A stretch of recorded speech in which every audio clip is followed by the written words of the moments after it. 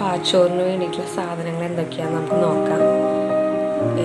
ഇത് കുറച്ച് ഉണക്കലരിയാണ്. ഇത് ഞാൻ 1 മണിക്കൂർ നേരം കുതിർത്ത് വെച്ചതാണ്. കാരണം ഉണക്കലരി ഇത്തിരി വളരെ ഡ്രൈ ആയിട്ടിരിക്കില്ല. അപ്പോൾ അതൊന്ന് കുതിർന്ന് ശരിയായിട്ട് കിട്ടാൻ വേണ്ടിയിട്ട് 1 മണിക്കൂർ നേരം കുതിർത്ത് വെച്ചതാണ്. ഇത് കുതിർത്ത് വെള്ളമൊക്കെ വാറ്റിയെടുത്തിട്ടുണ്ട്.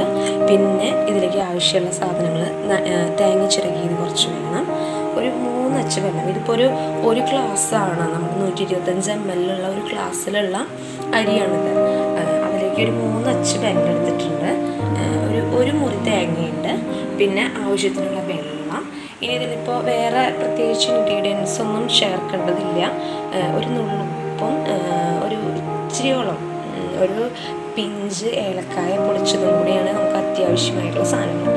അപ്പോൾ നമുക്കിനി ഇതെങ്ങനെ ചെയ്യുന്നതെന്ന് നോക്കാം. ഈ അരിയാണ് ഞാൻ പാച്ചോറ് വയ്ക്കാൻ എടുത്തിട്ടുള്ളത്. ഉണക്കലരിയാണ്, കണ്ടോ, ഇതാണ് അരി. അപ്പം ഇത് നമ്മുടെ സാധാരണ ചോറിൻ്റെ വേവിന് അത്രയും തന്നെ വേവുണ്ട്. അതുകൊണ്ടാണ് ഇത് വെള്ളത്തിൽ കുതിർത്തിയിടുന്നത്. അപ്പോൾ ഇത് ഏകദേശം 1 മണിക്കൂർ നേരം വെള്ളം ഒഴിച്ചൊന്ന് കുതിർത്തിട്ട് കഴിഞ്ഞാൽ നല്ല സോഫ്റ്റായിട്ട് നമുക്ക് വേഗം തന്നെ വെന്ത് കിട്ടും. എങ്കിലും ഒരു 2 വിസിൽ വേണം. എന്നാലും ഇത് വെള്ളത്തിലിട്ടില്ലെങ്കിൽ വളരെ ഹാർഡായിരിക്കും.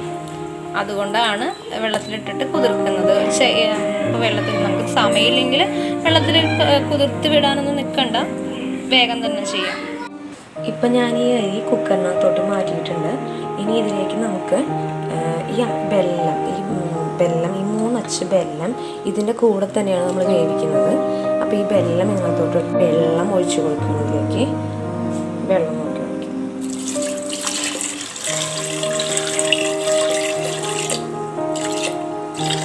ഇത് അത്യാവശ്യം വേവുള്ള അരി തന്നെയാണ്. അപ്പം അതുകൊണ്ട് അത് കണക്കാക്കിയിട്ട് വേണം നമ്മൾ വെള്ളം ഒഴിച്ച് കൊടുക്കാനായിട്ട്. വെള്ളം എന്തായാലും മുകളിൽ വെക്കുന്ന പാകത്തിൽ മതി. ഇനി നമുക്കിതിനകത്തോട്ട് ഒരു നുള്ള് ഉപ്പ് ചേർക്കണം. നമ്മളിപ്പോൾ ഒരു പാകത്തിനുള്ള ഉപ്പ് ഇതിനകത്തോട്ട് ചേർത്ത് കൊടുക്കണം. ഇനി ഒരു നുള്ള് ജീരകമാണ് ചേർക്കുന്നത്. ആ ജീരകം കൂടെ ഇതിനകത്തോട്ട്, നല്ല ജീരകമാണ്.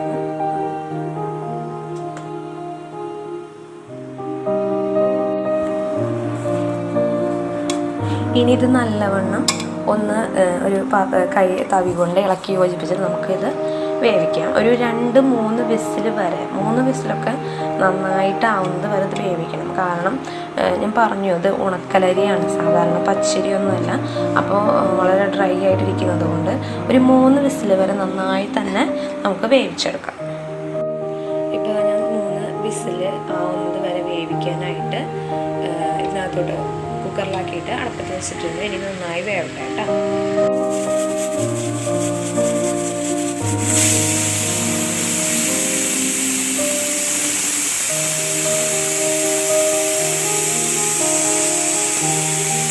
ഇപ്പം നമ്മുടെ പാച്ചോറ് 3 വിസിലിന് ശേഷം ഇതാ ഇങ്ങനെ വെന്ത് വന്നിട്ടുണ്ട്. ഇനി നമുക്കിതിലേക്ക് നാളികേരവും ബാക്കിയുള്ള ഇൻഗ്രീഡിയൻറ്റും ചേർക്കാം. ഇനിയിപ്പോൾ നമ്മളിതിനകത്തോട്ട് നാളികേരവും ഏലക്കായ പൊടിയും ചേർക്കാൻ പോവാണ്. അപ്പോൾ നമുക്ക് ആദ്യം നാളികേരം ചേർക്കാം. നാളികേരം ചേർത്തിട്ട് ഇനി ബാക്കി നന്നായിട്ട് ഒന്നും കൂടി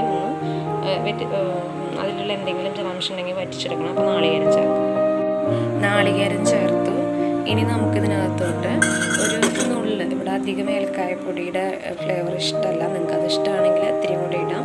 ഞാനിപ്പോൾ ഇവിടെ എടുത്തേക്കുന്നത് ഒരു 1/2 സ്പൂണാണ് ഏലക്കായ പൊടിച്ചത്. അത് വേഗത്തിനകത്തോട്ട് ചേർക്കും. ഇനി ഇതെല്ലാം കൂടെ നന്നായിട്ടൊന്ന് ഇളക്കിയിട്ടൊന്ന് യോജിപ്പിക്കാം.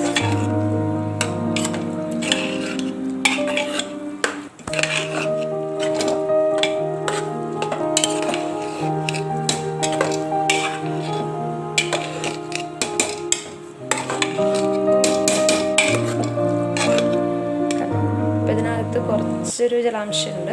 ഇനി നമുക്കിത് നന്നായി ഇത്തിരി കൂടി ഒന്ന് വറ്റിച്ചെടുക്കാനായിട്ട് ഞാനിപ്പോൾ ഇവിടെ അടുപ്പത്ത് തന്നെ വയ്ക്കുകയാണ്. ഒരു 2 സെക്കൻഡിനെ കഴിയുമ്പോഴേക്കും ഇത് നന്നായി വറ്റി ഡ്രൈ ആയിട്ട് വരും. അപ്പോൾ നമുക്കത് വരെ ഒന്ന് വെയിറ്റ് ചെയ്യാം. അപ്പോൾ ഇനിയുള്ള സ്റ്റേജിൽ ഇത് നന്നായിട്ടൊന്ന് ഇളക്കി കൊടുക്കണം, അല്ലെങ്കിൽ അടിക്ക് പിടിക്കാൻ സാധ്യതയുണ്ട്. ഇപ്പോൾ ഇതാ നമ്മുടെ പാച്ചോറ് ഏകദേശം ഫിനിഷ് ആയിട്ടുണ്ട്. ഇനി നമുക്കിത് സെർവിങ് ഡിഷിലേക്ക് മാറ്റാം. ഇപ്പോൾ ഇതാ നമ്മുടെ പാച്ചോറ് ഇവിടെ റെഡി ആയിട്ടുണ്ട്. ഇപ്പോൾ ശർക്കര നല്ല ബ്രൗൺ കളറായിരുന്നു, അതുകൊണ്ടാണ് എൻ്റെ പാച്ചോറിന് ഇത്ര നിറം. അല്ലാന്നുണ്ടെങ്കിൽ കുറച്ച് നിറത്തിന് വ്യത്യാസം ഉണ്ടാവും, ഒരു ലൈറ്റ് കളറായിരിക്കും. അപ്പം നല്ല സ്വാദുള്ള നല്ല പാച്ചോറാണ്, എളുപ്പത്തിൽ തയ്യാറാക്കാം. ഇപ്പം എനിക്ക് അവൈലബിൾ ആയിട്ടുള്ള അരി കൊണ്ടാണ് ഞാനത് ഉപയോഗിച്ചത്. അതിന് പകരം പച്ചരിയോ അല്ലെങ്കിൽ റേഷൻ്റെ അരി പോലും നമുക്ക് ഇതേ ടേസ്റ്റിൽ തന്നെ ചെയ്തെടുക്കാവുന്നതാണ്.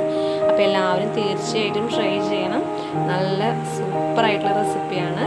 ഇനിയും ഇതുപോലെ കൊച്ചു കൊച്ചു റെസിപ്പികളുമായിട്ട് ഞാൻ വീണ്ടും വരുന്നതായിരിക്കും. Thank you.